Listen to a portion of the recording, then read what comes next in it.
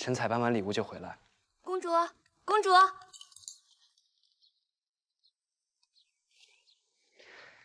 嘉庆子一定有好玩的事儿要跟公主说，那臣先走了，让嘉庆子陪公主聊。哎，他们说杨夫人在那儿又哭又骂又扯自己的头发，驸马呢来来回回就那2句话，额头可整个老大的包。他们母子爱怎么闹，别让我看见听见，随便他们。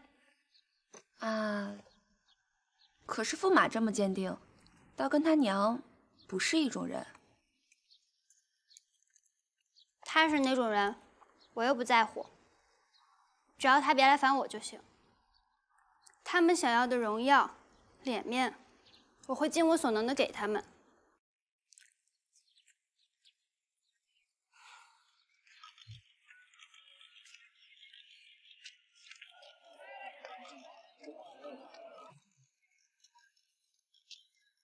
刘掌柜，可又进了什么好笔好砚？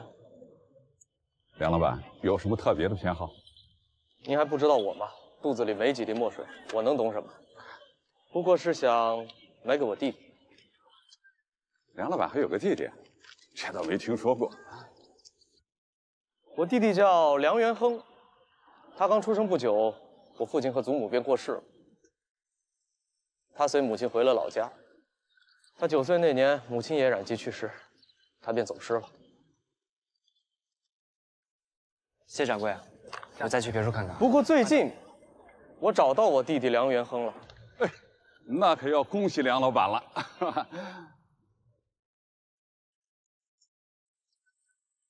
这位先生眉眼之间，极似在下一位故人。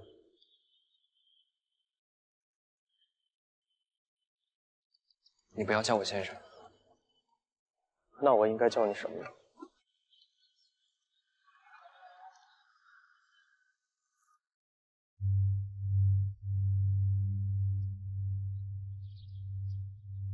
他怎么还不回来？公主，晚膳已经准备好了，驸马已经等了好一阵子了。让自己先吃吧。公主，也许吃完晚膳，华姬就回来了呢。要置办那么多东西，又是给官家、娘娘、苗贤妃。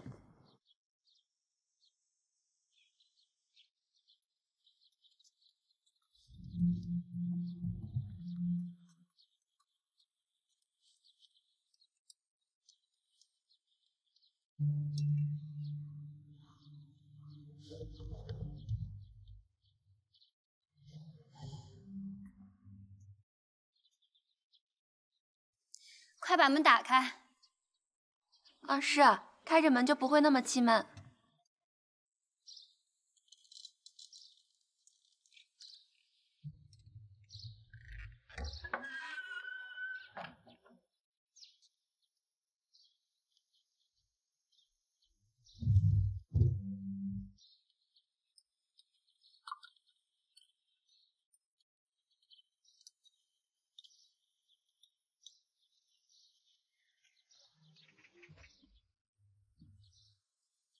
公主，你是不是哪里不舒服？要不要叫郎中过来瞧一瞧？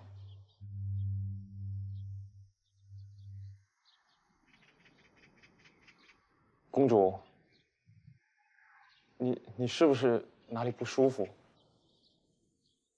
要不要叫郎中过来瞧一瞧？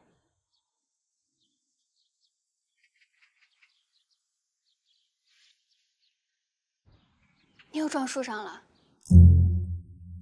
啊，你刚才说要请郎中，不如现在就叫郎中过来。你快回去躺着，我看你这撞得挺重的，得好好看看。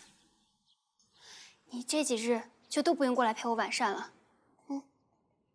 不要。嘉庆子，快，陪驸马回去，叫郎中过去看看。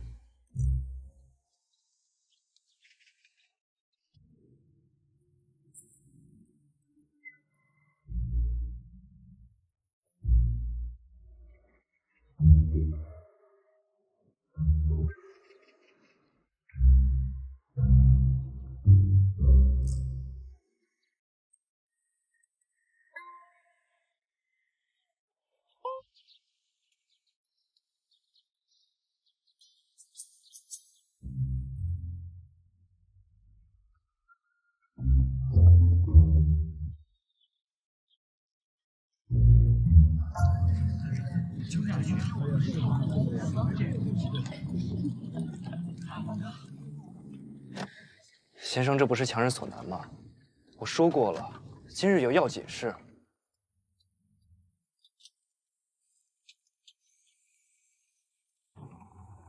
如果你再不停车让我下去，我就……哥哥要注意身体，不要太过劳累。我和娘都好，店里生意也不错。舅舅待我们也好，哥哥不要太过惦记，不要再给家里寄钱。先生免去了我的学费，还给我找了一份抄写的差事，又练字，又能补贴家用。先生还说，明年我就可以参加科考，我一定上进努力，早日一家团圆。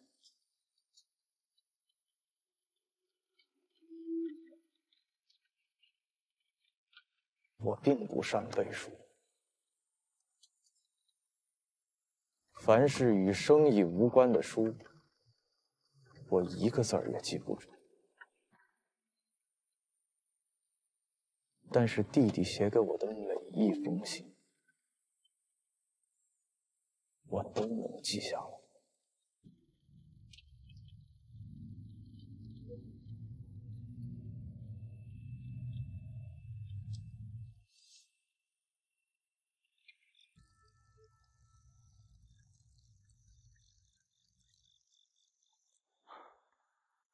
谢谢姑娘。驸马，奴只是个下人，驸马是主子，不必对奴那么客气。驸马先去歇着吧。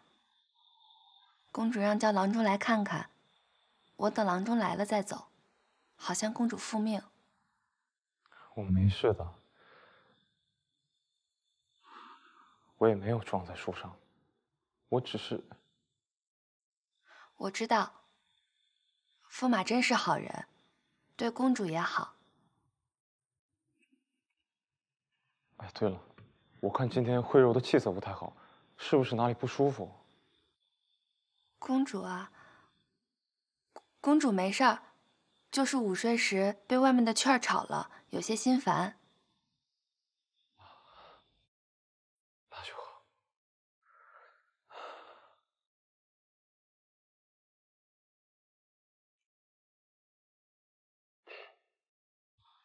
驸马先去里面躺着休息吧，奴帮驸马把桌子收拾了就走。不用劳烦姑娘的。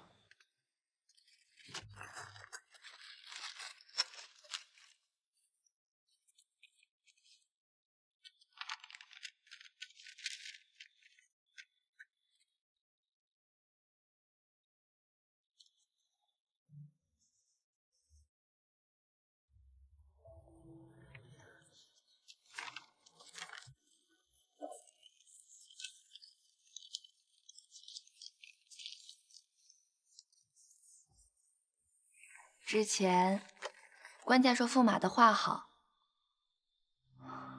我以为只是为了向公主夸你。也算不得好，瞎话罢了。奴不敢评话，但是奴看懂了，这画的是驸马所看见的吧？只要公主在，一切其他的都将变得平淡模糊，只有公主的一颦一笑、一举一动，都印在驸马心里。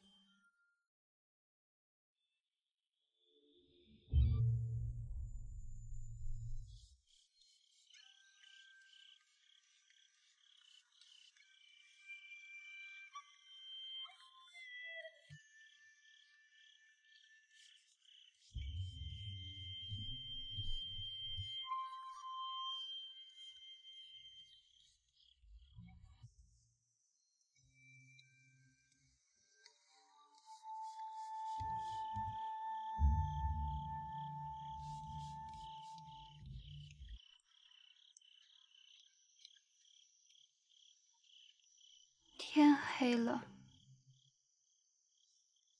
公主，天都黑了，进屋歇息吧。天都黑了，为什么怀琪还不回来？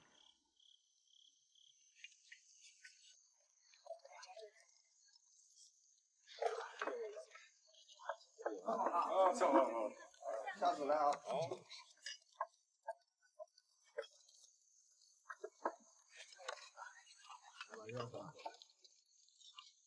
我以为你会带我去樊楼。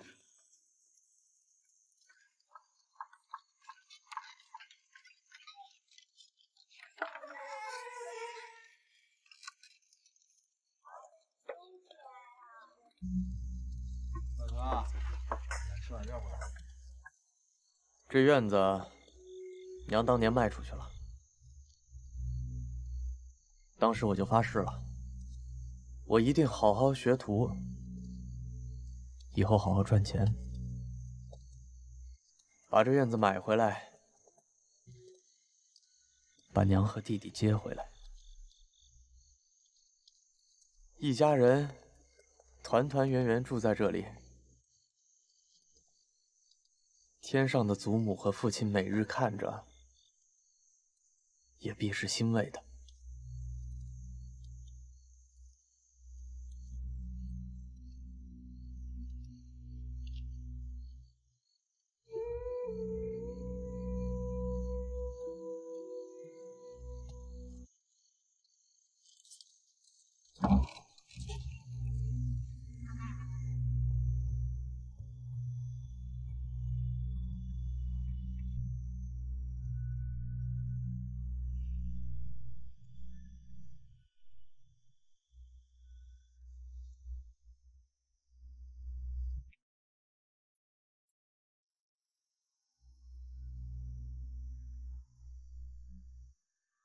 我知道如今许多事已无法挽回，我也并没有想强迫你什么。今日用强，只想略圆当日的梦想，让奶奶、爹、娘看见原生找到了弟弟。让弟弟在我准备的屋子里住上1晚而已。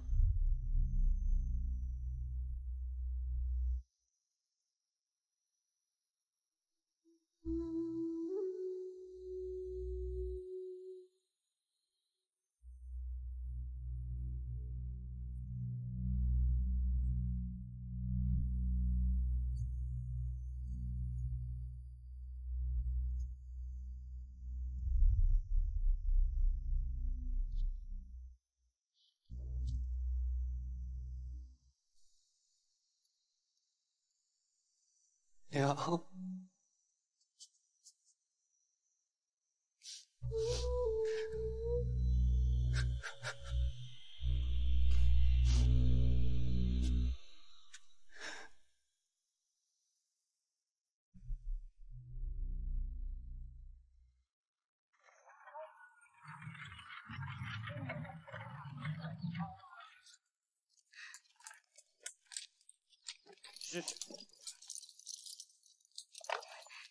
谢天谢地，你总算回来了。你们一直在等我，出什么事儿了？公主从申时不见你回来就坐立不安的，等到天黑了，她竟跑到了门口来等。我俩劝不动她，还是梁都监和韩婆婆来，半劝半哄，说派人去寻你，这才将她给劝回来。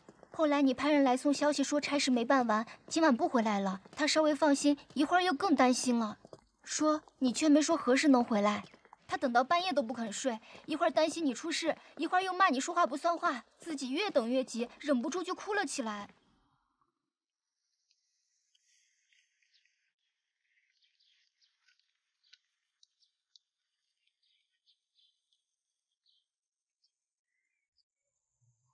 外头既有逍遥处，你还回来做什么？给我把他赶出去！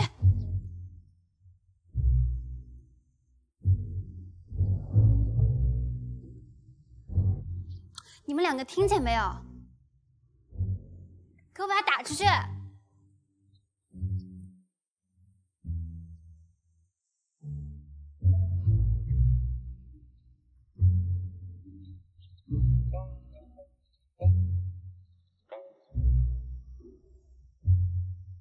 这什么？这是相国寺烧猪院那个大师傅卖的蜘蛛肉。原本我挑礼物的地方就在相国寺旁边，但等挑好了一方红丝石砚、一幅书画、一领苏绣被子之后，天色已晚。我想起昔日公主提过烧猪院的蜘蛛肉，便想着等到天一亮，就给公主买块新鲜的。这不，今日天还没亮，我就去了烧猪院，烤好的第一块，我就给买下来了。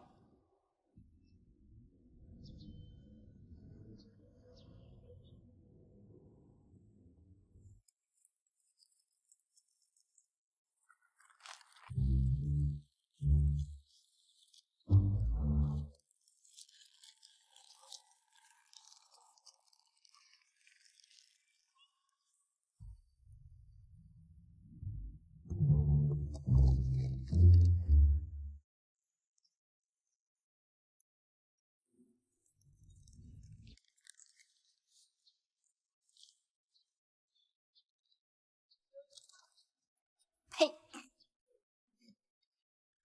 笑什么笑？都给我出去！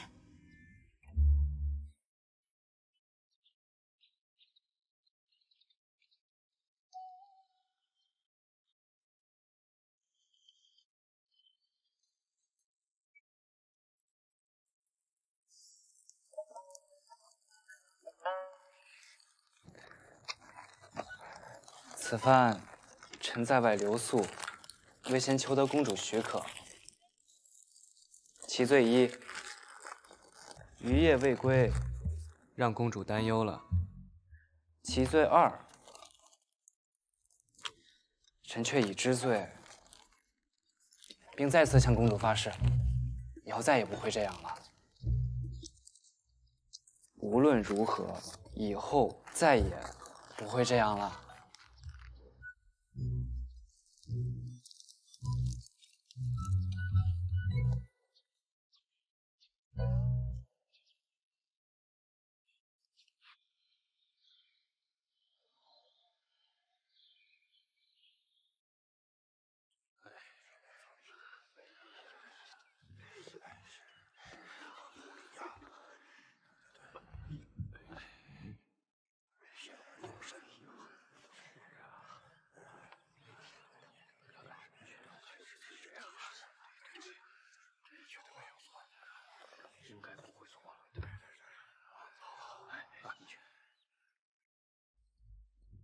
官家，官家，我等10名太医会诊，确定文喜县君有身了。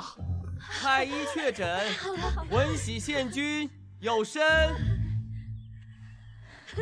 太好了！恭喜官家，文喜县君董氏之前有救驾大功，如今又为官家孕育子女，果然是上天赐给官家的福星。是啊，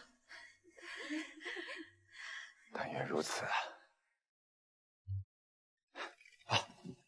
快去准备太庙祭礼，再去清点内仓库的金帛器皿食物，以备将来赐予。去中书门下看看相公还在吗？今日植宿的学士是谁？快去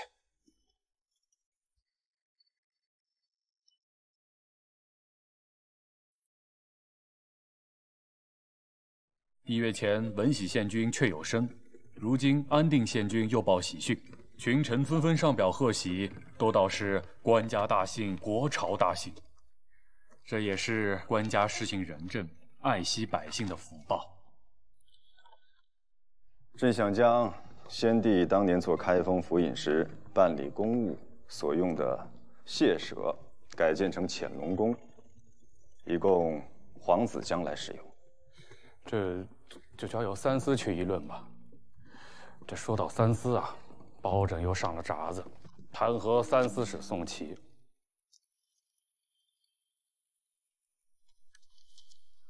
他数月前上了数次札子，弹劾当时的三司使张方平，说张方平身为朝廷三司使，借监督酒厂厂主刘宝恒偿还所欠酒税之便，低价购入刘氏屋宅，说张方平无廉耻，不可处大位。如今张方平罢了，宋琦接任，他又弹劾宋琦什么？包拯上奏说，宋琦在外任时有宴过多，又曾纵容家人借贷公款。他还说，宋祥、宋琦两兄弟胸为执政，地总大计，权任过重，与社稷不利。臣以为，包拯所言甚是，陛下。张方平有错，宋琦又觉得不够合适，他包拯的弹劾也并无诬陷。哼！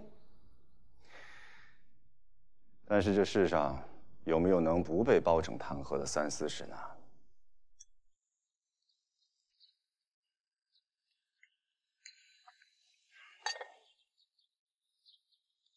陛下为庆贺两位娘子有身设宴，这是大喜之事。臣在被邀之列，原本只该说不喜二字，然而臣连日来上的札子始终未得半句回复，臣心急如焚。包钦的札子朕已经看了，说的在理。宋琦任三司使，确实不大合适。朕前几日与宰执们商议，将宋琦放外任，由包钦你任三司使。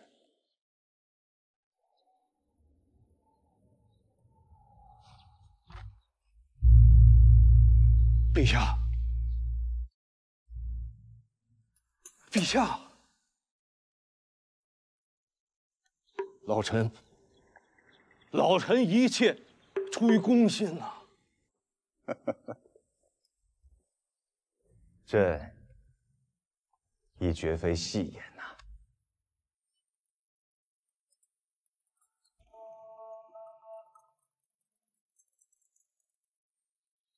陛下，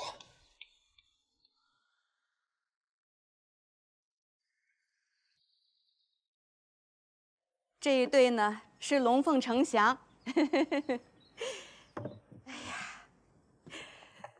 官家今年都50岁了，还能让两位娘子都怀上龙胎，还真是了不得呢。两位娘子呢，也是有福气的。我一听说了这消息，立刻就去采办礼物进宫来贺喜，等皇子生下来再送重礼。夫人真是太有心了，送了这么多贵重的礼物，还不快谢过夫人？夫人太颇费了。夫人可真会选礼物，这镯子呀，我一看就喜欢，喜庆富贵。哎呦，我还怕娘子们不喜欢呢，到时候公主又要怪我给她在娘家丢了面子。夫人您真是太客气了。公主何时能让官家抱上外孙？到时候啊，我也备上厚礼呢。哎呀，公主害羞了。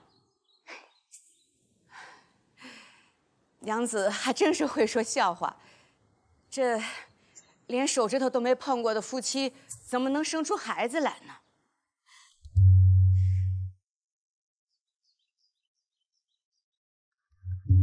哎呀，抱孙子入宫，我倒是也想啊，可是这孙子哪是驸马一个人能生得出来的？这夫妻卧房相隔3000里，这能生出孩子才怪。哎，就算是宋子娘娘再灵验，可人家不愿意生，又有什么用呢？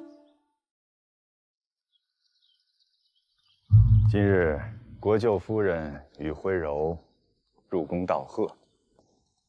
昨日我与皇后说，留他们在宫内用晚膳，然后让徽柔在宫里多留一日。两位娘子有身，徽柔要做大姐姐了。可不知怎的，我在给未出生的孩儿准备礼物时，总想着这个徽柔会喜欢，那个当年没给徽柔准备。臣突然间就想起来，公主出生前，官家给公主选礼物、取名字的时候了。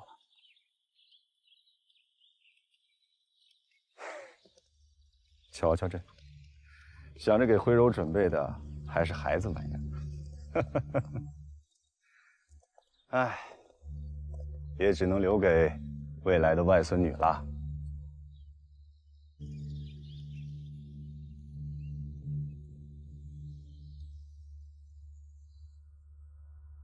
徽柔，我知道你不喜欢李伟，但事已至此，你已经是他的妻子了，怎么呢？你当初不是想通了吗？我当初想通的是，爹爹生我养我，疼了我快20年，他不肯让我嫁给我喜欢的人，也自有他的道理。既然如此，我为了让他宽慰一些，嫁给的是张伟还是李伟，是老是少，是男是女，是人还是畜生？徽柔，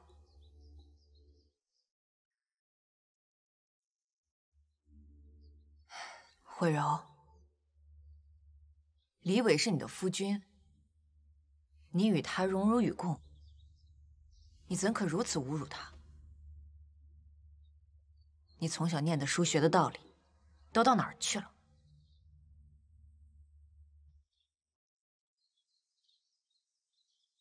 你们知道吗？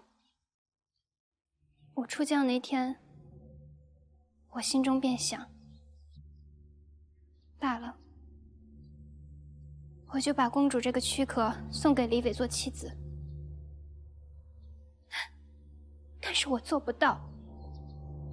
我读的书、学的道理，让我根本没有办法跟他躺在一张床上，我觉得恶心。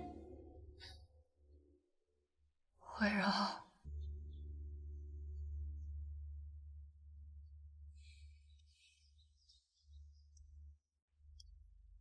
李伟，他是长得粗糙了些，可他擅长书画。他为人也厚道老实。你还记得你小的时候，你第一次碰到他，你跟他要蜜饯。不要提起来！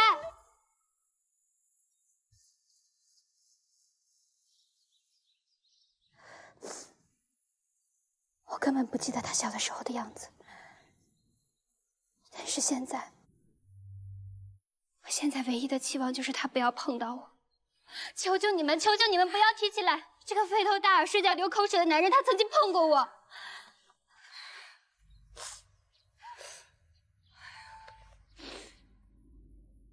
徽柔，没有任何人的生活是十全十美的。你从小受到万千宠爱，20年极少尝到失望的滋味，却在婚嫁上大失所望。娘娘懂得你的感受，但是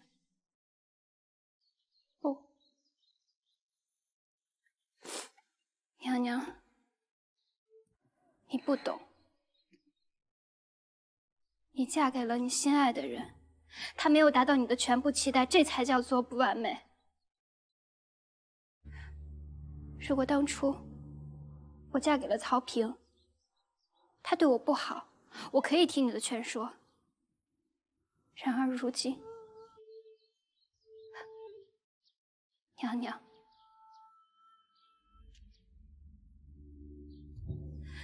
姐姐，你们根本不会明白我的感受。你们只是渴望得到爹爹更多的爱和眷顾，而我的渴望是什么？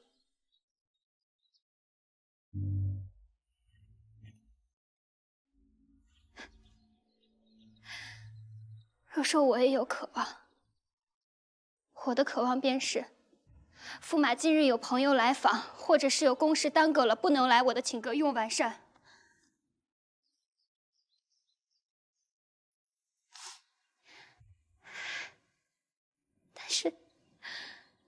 朋友不多，也没有什么要紧的公事，所以每天都要与我共进晚膳。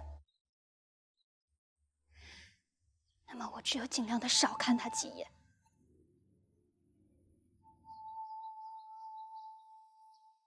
爹爹把我嫁给李家，不过是为了光耀张仪太后门楣。那么我一进李家的门，这个目的便达到了。李家又多了一层皇亲身份，而李伟也可以一辈子顶着驸马都尉的头衔，安享尊荣。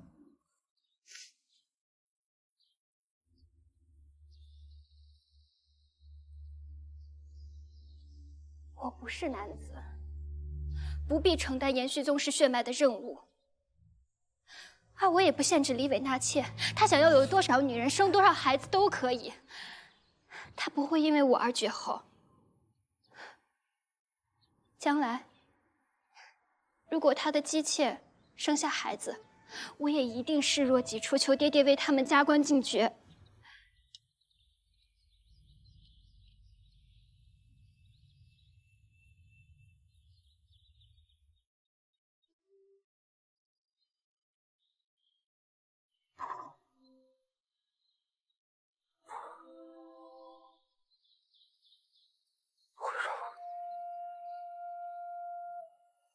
爹爹不是。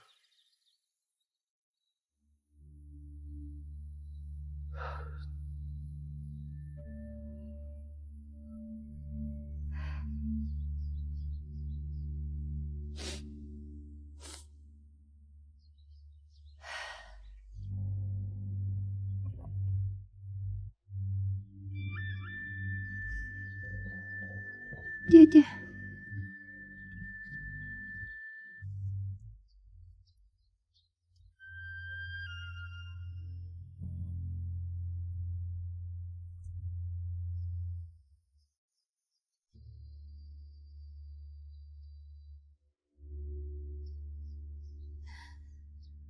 爹爹，慧柔请求爹爹下旨，允许驸马李伟纳妾。慧柔会尽此一生，做爹爹的好女儿，驸马孩儿们的好母亲的。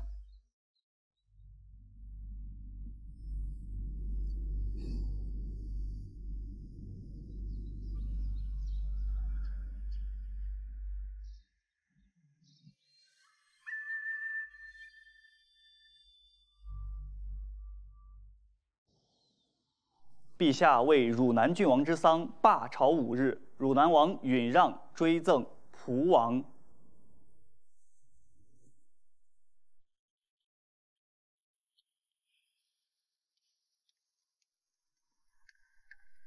罢朝5日，追赠蒲王，陛下待允让甚厚啊。这说到底啊，毕竟是宗室的生父嘛。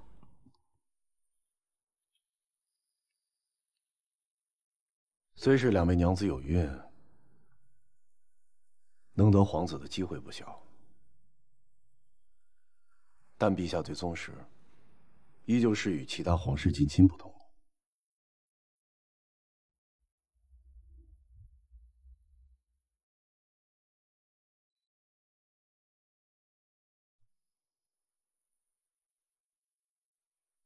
允让，你这一生当是无憾了。平顺富贵，与人为善，子孙满堂，孩子们都很出息，尤其是宗实，孝顺正直，聪明勤勉，朕很是羡慕。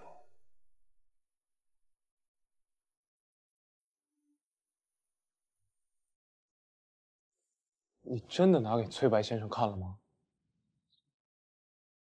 他说好。奴岂敢欺骗驸马？奴得知秋荷一家回到京城，接着出去采办年货，去拜访秋荷一家的时候，就随身带着驸马的这幅画。秋荷先看了，大家称赞，然后给崔先生看。当时崔先生的一位画家朋友郭先生也在，他也说好呢。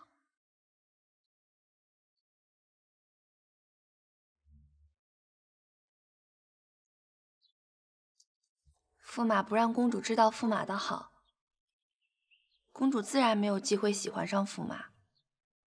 说句该打的话，奴从前也觉得驸马配不上公主，但是如今，奴天天盼着公主和驸马能互相喜欢，一起作画、赏画，如胶似漆，早日有个像玉娃娃一样可爱的小宝宝呢。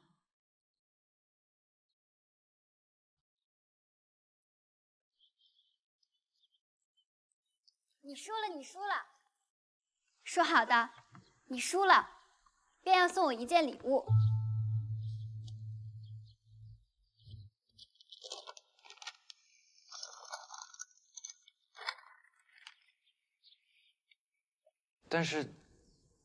但是臣的画，只是公主学画画的时候陪着学过几年，见不得人的，岂能为公主画枕屏？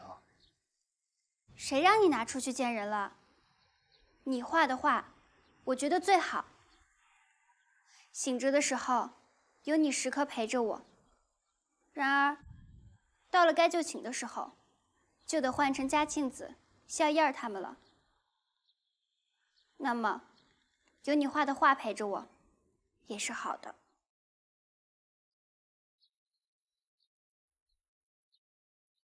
公主，臣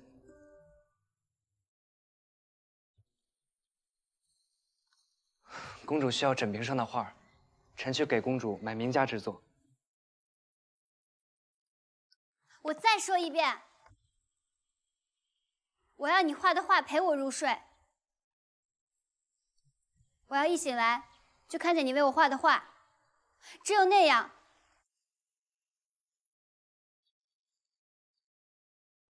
我才可能不那么绝望，不那么害怕。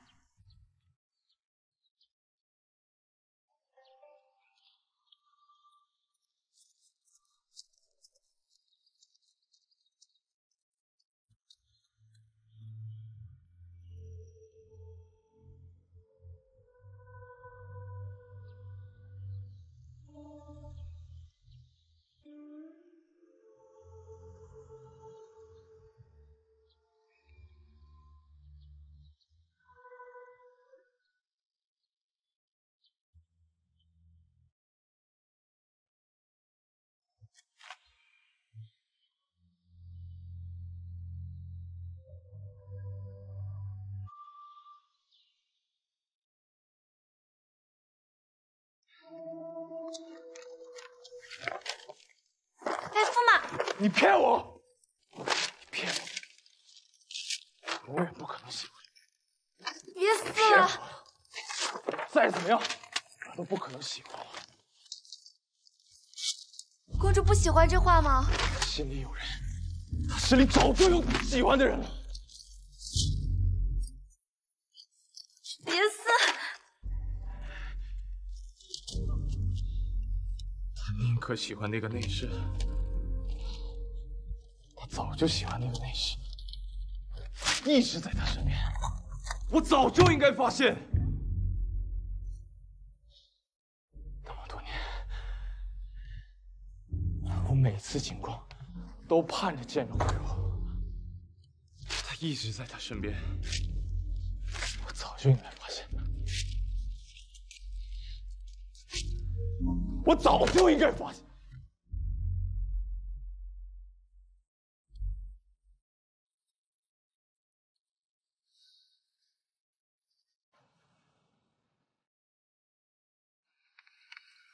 将车上礼品点清，记录好，收到库房。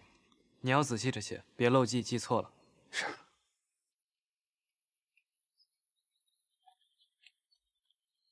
公主出去了。出去了？去哪儿？谁跟着？为什么？嘘。公主一直想出门去街上关灯，方才她就叫着嘉庆子戴上帷帽出去了。公主说她今晚要在樊楼关灯，让你去那里寻她。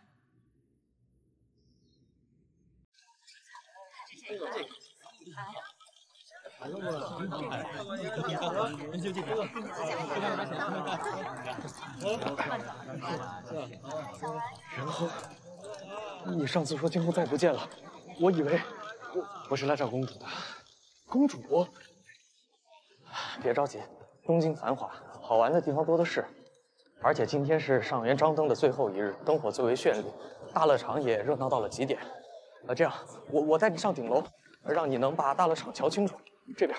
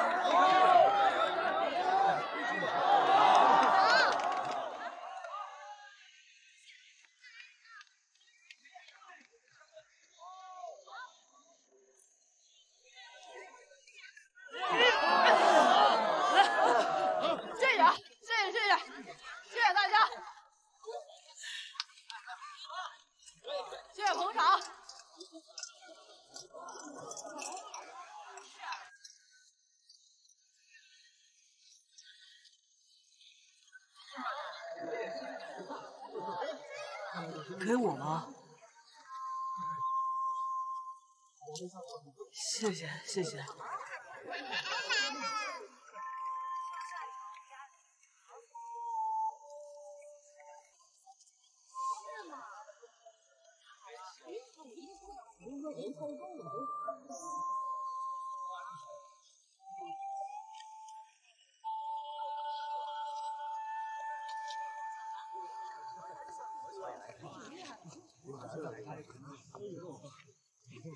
会稽，你来了。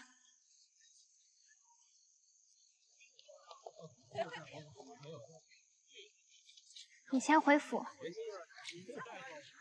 先回去吧。我们回去吧，再晚被梁都监发现就不好了。我想尝尝樊楼的饮食果子。宅中备有美酒佳肴。我还想继续关灯。宅中也有许多花灯。可是，我想坐在樊楼上，一边吃那里的饮食果子，一边看楼下的灯火。这位小官人，你娘子不过是想让你陪她多逛一会儿，玩一会儿，怎能如此不知情趣？难道娶了这样如花似玉的姑娘，还是不舍得花些时候陪她？就是嘛，之前说的好好的，要做人家的影子，我去哪里，他便要去哪里。如今倒好，总是这也不行，那也不行。你之前说的话，算不算数？你官人脸皮真薄，还不快拉着他去樊楼上占个位子？走。哥哥，如果现在我跟你走，不知道何年才能看到这里的人间烟火了。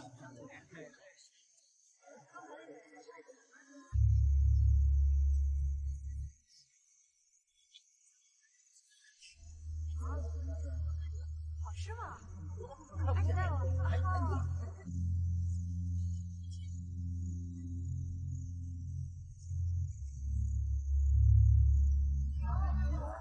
你去采。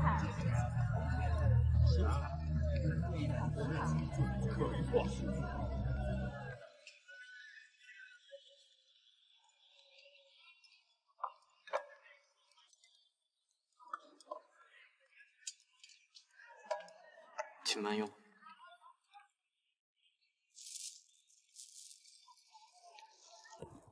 你还说那表演？啊？一走过去，这袒胸露乳的女子当众扭打，简直是不堪入目。那是女子相扑，每年上元百戏表演都有这个节目。官家驾临宣的门官登时都爱看，也没觉得这些节目有何不妥啊。官家未觉不妥，这正是最大的不妥。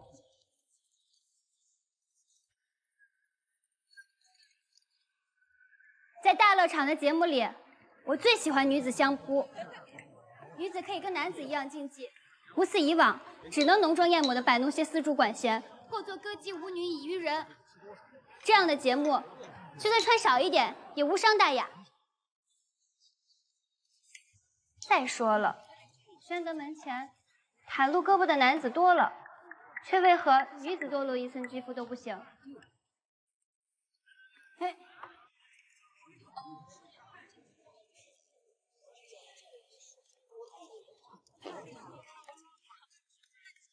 何必与女子当众争执？走吧，我要连夜写奏书，上呈陛下。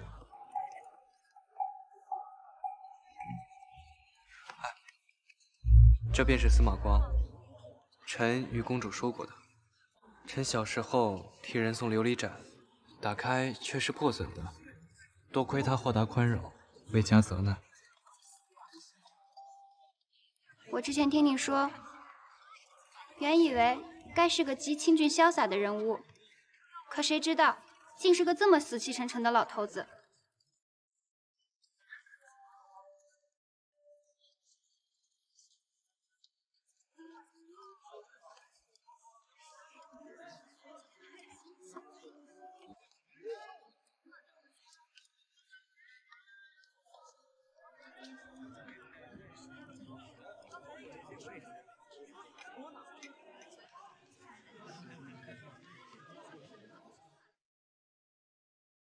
国舅夫人，国舅夫人，公主稍为沉寂，请在外稍候片刻。国舅夫人，给我让开！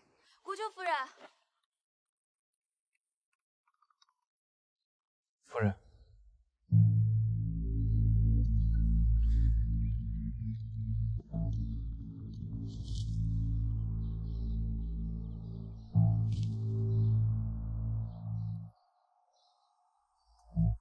梁先生对公主侍奉的真上心呀，这白天形影不离，连晚上都到公主的闺房来伺候。哎呦，怪不得这偌大的院子，公主瞧得上的只有你梁先生一人。这样的本事和心思，原不是人人都有的。梁先生并非每晚都在这里，昨晚是公主身体不大舒服，所以我才请她进来的。哼，我听看门的院子说，昨儿个公主和梁先生悄悄出门，玩了一整天，将近3更才归。啊，原来是公主的身子不大好，这才将梁先生请了来。难道梁先生医术高明，有独门秘方，又舍不得让别人看见自己的疗法，这才将一干的丫头内侍们都请到院子里去守着，谁都不让进。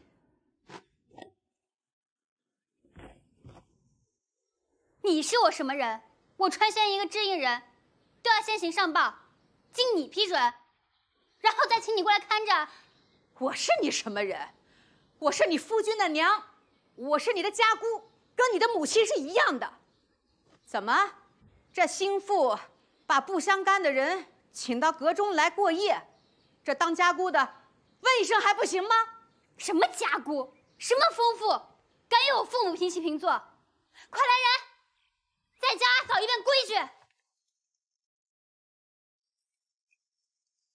国舅夫人，公主下嫁，驸马家立将招募一等。什么糊涂的规矩？是啊，皇家的规矩是多，那能大过天理人伦？皇帝的女儿出了嫁，那也是人家的媳妇儿。哎呦，我还真没见过这谁家的媳妇儿敢爬到家姑的头上不叫娘的。你回宫问问你的父母，看看他们是不是也让你来孝敬我这个娘？怎么，家姑管教自己的媳妇儿还有错吗？官家的朝堂上都是些讲大道理的读书人，就今儿这事儿呀，我还真想让他们去评评理了。我倒想问问，啊，这到底是谁不懂规矩，乱了辈分？他擅闯公主寝阁，出言诋毁，无礼至极，直接轰出去便是。干什么？干什么？你们谁敢动我？谁敢动我？谁敢动我？谁敢动我？谁敢动我？呸！放开我！放开！放开我！开门！放出去！公主！宫里来人报喜，今日卯时一刻，文喜县君带下九公主娘娘的手谕，请衍国公主入宫。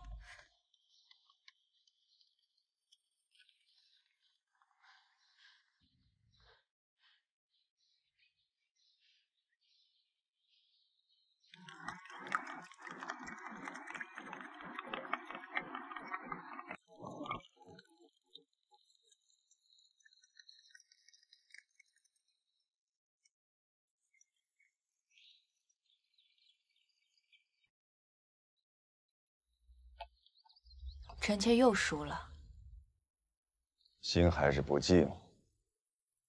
臣妾真是服了官家了。宫变那日，官家比臣妾心静，是因为官家见识比臣妾多，自然看得透彻，料到贼人不多，不足惧。然而今日，担心什么？怕朕没能得个皇子，伤心的再大病一场。若真如此，也不用担心。不是早就跟你交代过，我若真的一病不起，传位于宗室。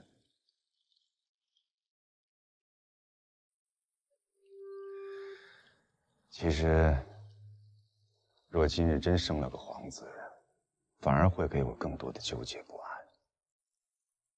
他得多少年才能长大？我若等不及，祝少国疑呀！官家才50，这是说的什么丧气话？我今日真的很开心，这么多年，我终于又有个小女儿了。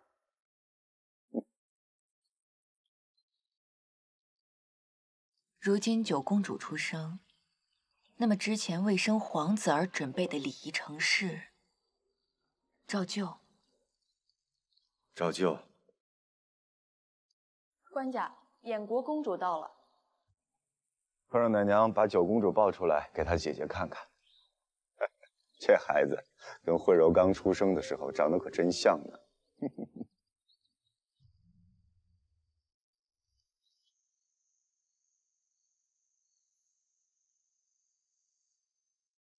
我再把爹爹送我的3颗大珍珠缝在花心儿，然后再用金线绣边儿。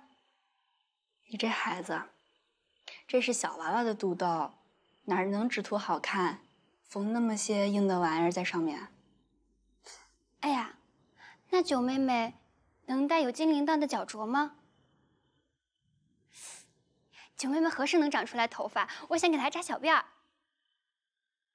对了，姐姐，你还记得我什么时候开始说话的？半岁？1岁？她什么时候能管我叫大姐呀？慧柔啊，可真喜欢小妹妹啊！我要常回宫来看她。也不知道爹爹现在会不会对九妹妹比对我还溺爱？会不许她多吃蜜饯吗？那我就要拿蜜饯讨好她，让她跟我最好。你瞧瞧你，哪有个阵型啊？你以后若是当了娘，这孩子……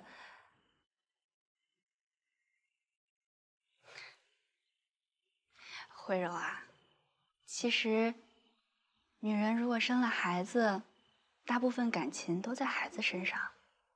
你若生2、3个，每日忙着教导，怕都顾不上夫君了。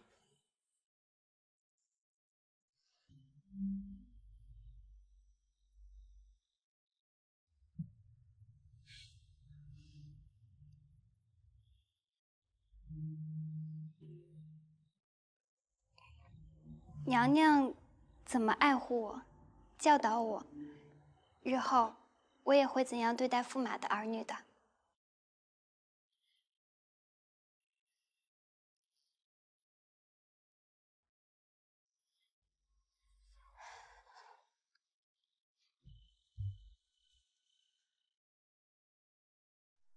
臣弹劾包拯，非因私怨，上千言皆出于公心，发自肺腑，请圣上明鉴。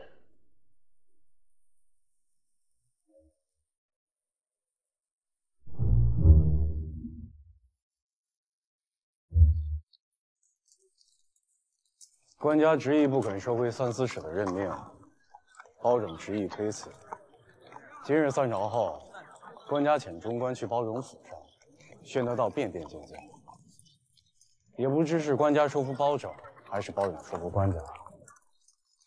我说，当然是官家说服包拯上任。哦，你这么肯定？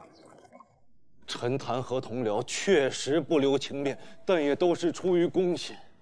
欧阳学士说我天资翘直，素少学问，我认。我是不如他博古通今，文采过人，但他说臣弹劾2任三司使后被官家任命，疑似为图官位而攻击同僚。官家，臣求您体谅，臣担不起这个恶名啊。包钦也说了，平日弹劾同僚虽言辞犀利，但绝对出于公心。朕觉得欧阳修同包钦一般，包钦不必介意。臣绝非介意，臣是觉得欧阳学士所言“逐人之位似清闲”，若臣当真弹劾掉了2位三司使后自任三司使，那这清闲二字就在众人眼中坐实了。微征进谏，举贤不避亲。那朕想，即使做不到自荐，却也不该把清白名声想得比为朝廷效力重要。包钦为官多年，勤政廉洁，能力出众。若是故意避嫌不上任，反倒不够坦荡了。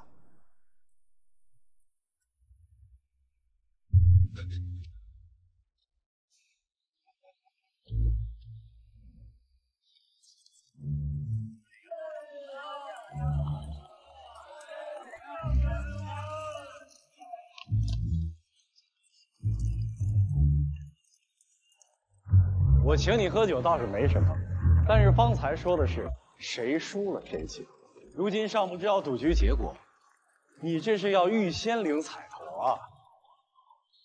我肯定赢。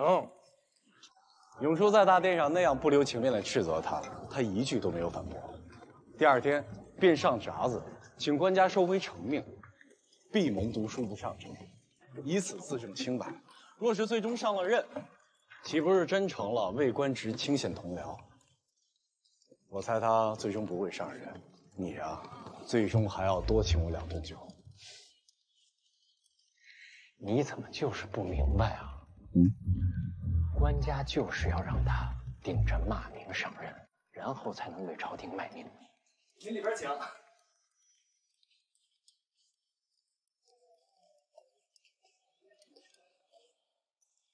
官家逼着他。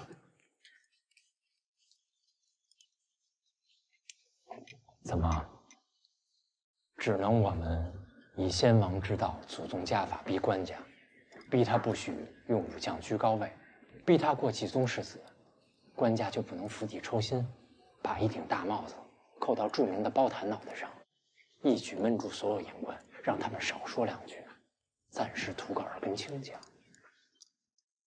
贵客，这是菜单，您过目。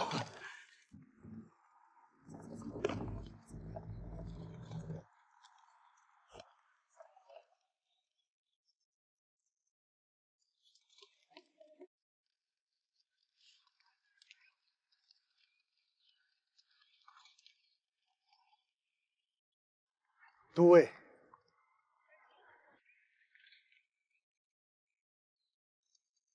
在下是公主宅的内侍，今日陪公主来进香，因顺道要在集市上买些东西，为了方便微着公服，使得主持误会了。哎呦，这是罪过罪过！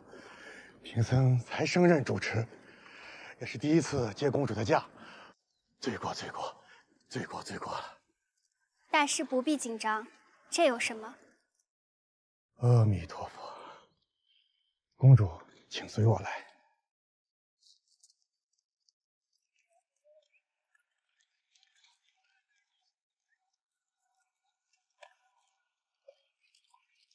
你看，你穿这身袍就是好看，与我十分般配。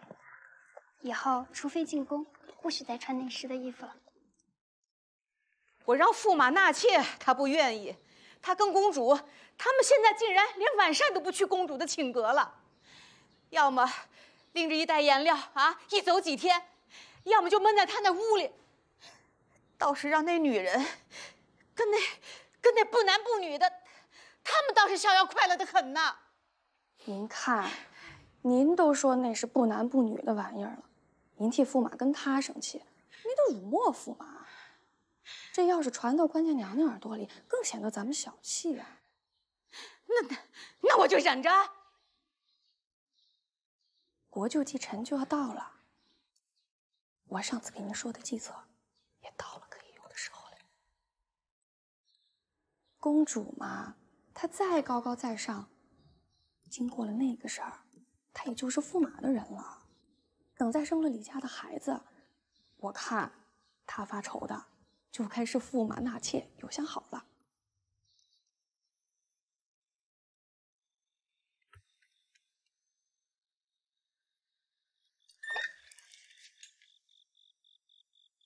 梁先生，我有几句话要对你说。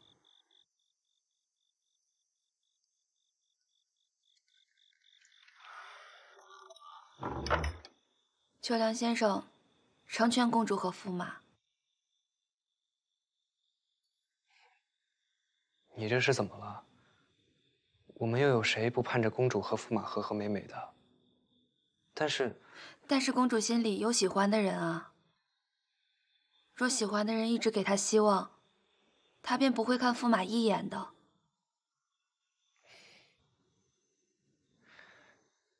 曹公子，我说的不是曹公子。如今公主心中早已没了曹公子。梁先生，你知道，驸马是好人，其实也自有他的才情。退一万步说，就算公主看到了，还是不能喜欢他，但他至少可以做个普通的丈夫，让公主过正常的生活。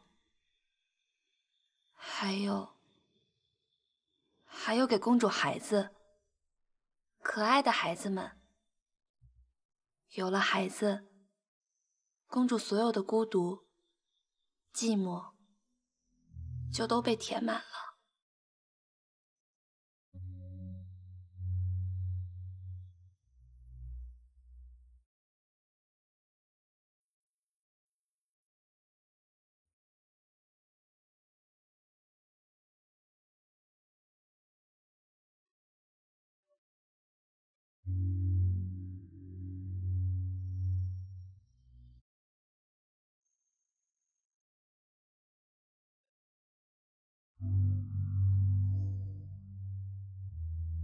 怀吉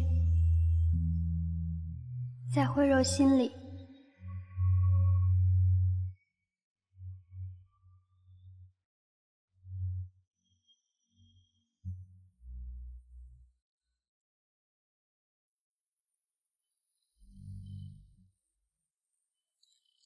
怀吉呢？梁先生说今日要将什么账对完，说是白天事务繁杂，夜晚能安静些，比较专心。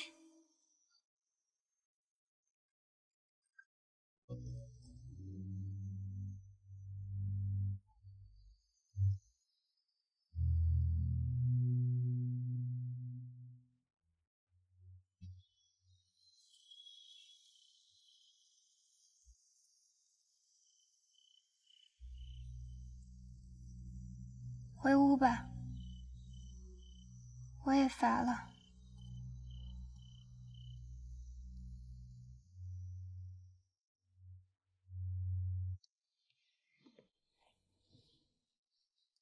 公主，梁先生出去了，说过几日公主便要入宫去看2位新生的小公主。上次列出单子托小白他们去办，不合心，今日他自己出去看看，有没有什么新鲜玩意儿。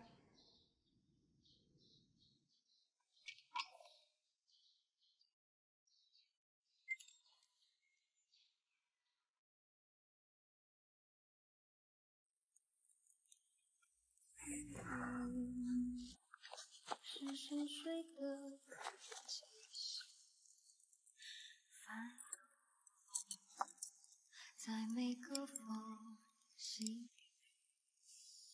牵我像檐下的冬，风一吹，脚被唤醒，命运。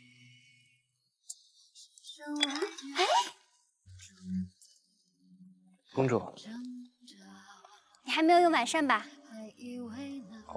我也没有用晚膳，我烤了芋头，我要和你一起，1人1个。愿陪我逆天而行，竟敢不在乎结局。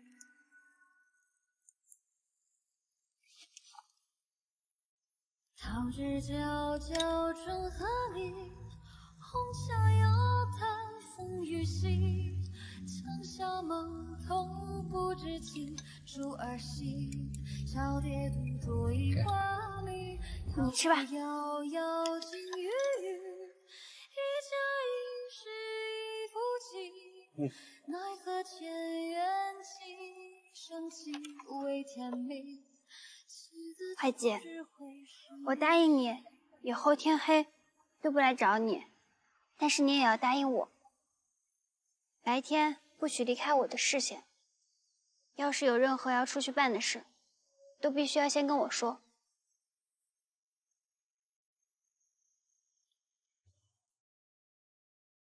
还有这块，还有这块。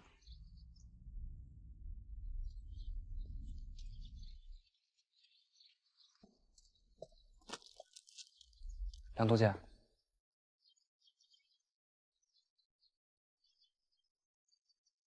为国舅去世10周年做道场的女道士，怎的还住在寨中？他们打醮结束之后就住进了后院。我看那几个女道士，怕是不怎么正经。我原本觉得有碍观瞻，想请出去，但是我看国舅夫人的意思，是想借着做道场之名，送去伺候驸马的。梁督监如果觉得有什么不妥，我可以去找国舅夫人。不必。人既是国舅夫人请来的，你若硬赶他们出去，徒伤和气而已。何况公主也并不反对驸马亲近别的女子，你就小心些，别让公主被他们冲撞了就好。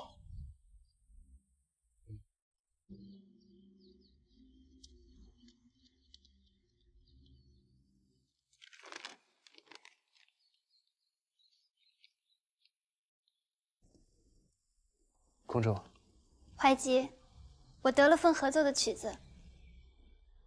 公主，方才杨夫人说，再过2日便是驸马生日，想办个寿宴。随便他们。啊，怀吉，你看看有什么可以做寿礼的，送给他。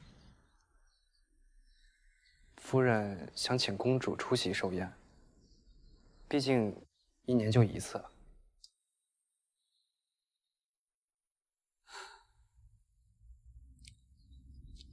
也好，李伟很久没有来烦过我了，我可以去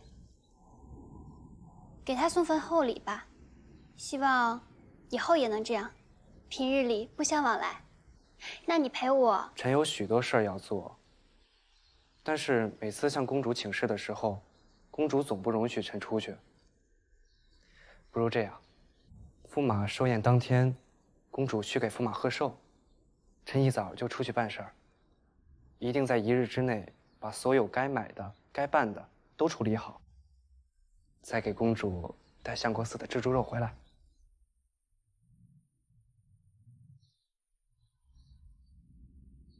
那我好好给驸马过个生日。这之后，每天白天，你都要陪我练琴。我弹箜篌，你吹笛子，我们一起把这首曲子合奏好，到了完美无缺的地步，你才许再出宅子办事。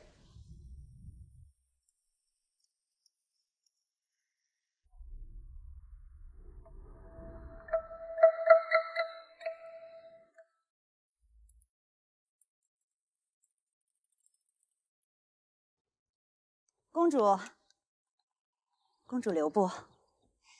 我们姐妹在公主府上叨扰了几日，还未曾向公主请安，准备了几首曲子，想在寿宴上献给公主。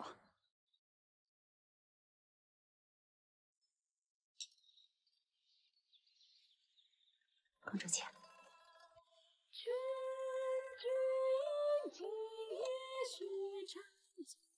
这酒是我们自己酿的，叫桃源春，与别家的不同，还请公主赏脸尝尝。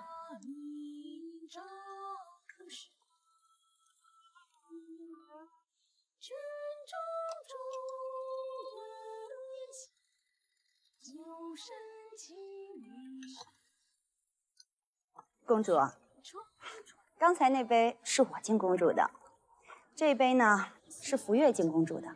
福月要是唱的公主还喜欢，您就干了这杯。你让他再唱一首，若我觉好听，方饮此杯。好。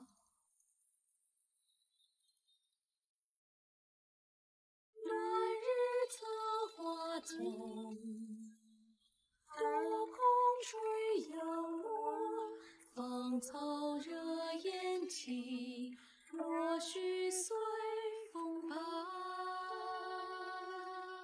谁家绣户东乡枝，一别山斜口，黄沙一别老，这去意。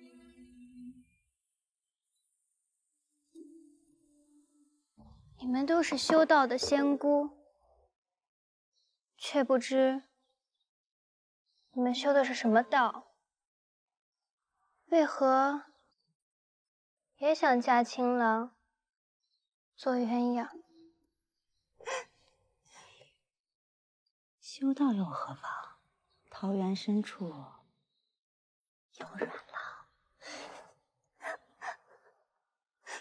既如此，我就把这位软郎赏你了。谢公主恩典。哎呀，我也乏了，先回去歇息了。你们年轻，难得尽兴，只管多玩一会儿，听他们多唱几曲。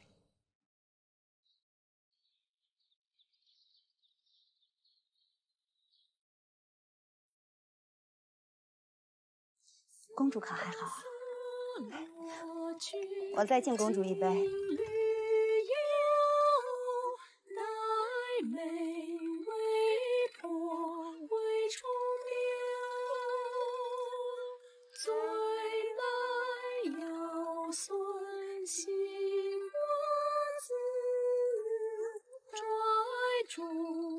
这歌中的小娘子自己喝醉了酒，咬损了面花，又不关她情郎的事儿，为何要拽住情郎撒娇啊？那面花滴在小娘子的脸上，她又咬不到，喝醉酒当然是别人了。都尉，你娘子都乏了，你也不过来扶扶啊？公主可还好？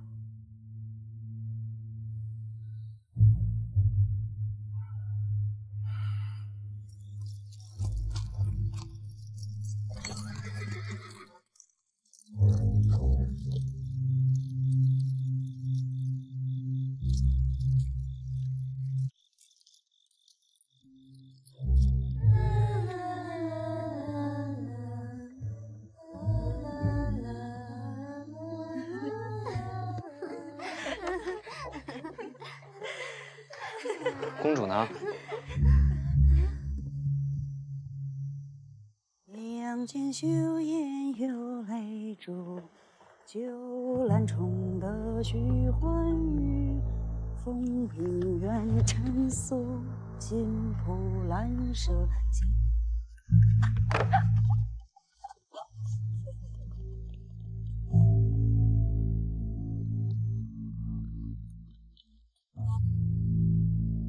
梁先生，今儿不妨把话跟你明说了吧。今晚驸马与公主圆房，两人你情我愿，不关你的事，你也干涉不了。还是趁早回去歇息吧，明日再来道喜。我会让驸马给你备上一份不薄的赏钱。拦住他！公主不愿意，你们不能强迫她。刚才的情景可不是一两个人看见吧？公主与驸马把酒言欢，然后两人手拉着手回了驸马阁歇息。谁说他不愿意了？他愿不愿意，你自己心里清楚。你有没有想过这样做的后果？你是想说，日后你入宫跟官家、皇后告我的状？哼，家姑撮合驸马与公主圆房有什么错？你可别忘了，官家也盼着早日抱外孙呢。梁先生若想入宫编排我和驸马的是非，小心你打错了算盘，告状不成，倒让官家问你个离间驸马和公主的大罪。他会死的！拦住他！干什么？你要往哪儿跑？拦住他！给我拦住他！快拦住他！起来，别让他跑了！拦住他！快起来拦住他呀！